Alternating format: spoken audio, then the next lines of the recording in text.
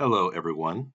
So, had we been in class, I would have asked you to form groups of 6 to 8 students.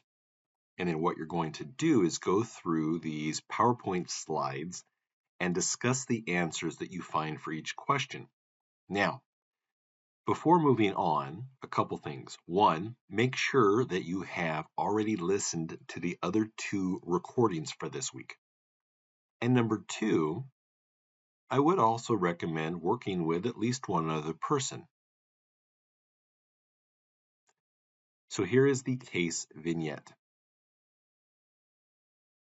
What I'm going to do is give you about 5 or 6 seconds of dead air. That's going to be your opportunity to pause the recording and read through this case. Go ahead and pause the recording now.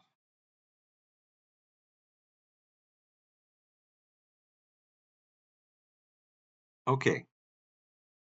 I'm assuming that you have read through the case vignette there. Let's move on.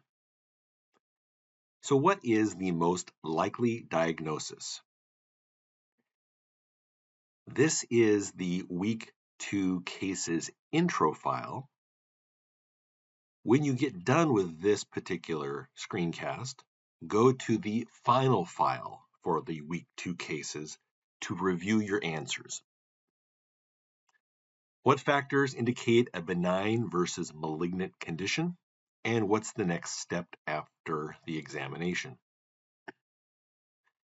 So, what does the provider do now? Obviously, we as physical therapists are not responsible for this process. But having a general understanding is valuable. That way, we're informed as to what the typical process is, and we can also communicate, educate our clients so that they understand, to the best of our knowledge, what they might be going through. So please research. Probably the best information to answer this question will come from hospital websites. For example, if you Googled the Mayo Clinic and skin cancer. So review a couple different sites now. Do the hospitals recommend the same thing? Is this person in the vignette at risk? What is her exposure? Are there risk factors for skin cancer? What are they? What is her exposure? So no family history of skin cancer, no prior history in the patient, an occupation that does not expose her to chemicals or the sun. And then what were the exam features? A size less than 6 millimeters, symmetric, uniform, color, well-defined borders. We can see in box 10.9 there, the risk factors for the development of malignant melanoma. What is the most common type of melanoma? For this, use Google to search that. And what are the common clinical features? Would like you now to look up definitions and pictures for the following.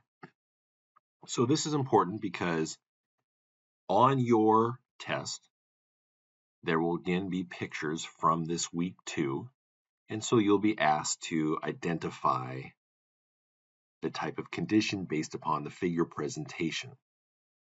I'll also provide some sort of description there because, again, we're not dermatologists, and so the description will help to guide you to the correct answer. Next, what is the ABCDE criteria?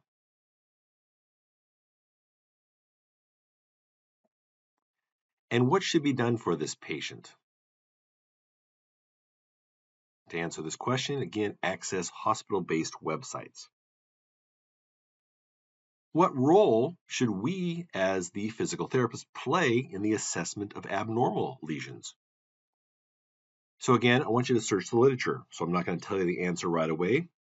Put in PubMed, physical therapy and skin cancer, or do a Google search to see if there are any professional, in other words, non-research based articles. What can you find?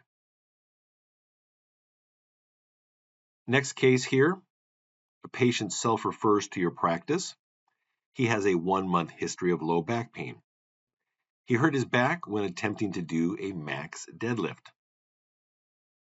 He thought a few days of rest would be enough and he would be able to return to the gym. However, he is finding that he is not able to do the majority of his usual workout routine. During the exam, you notice a lesion on his skin.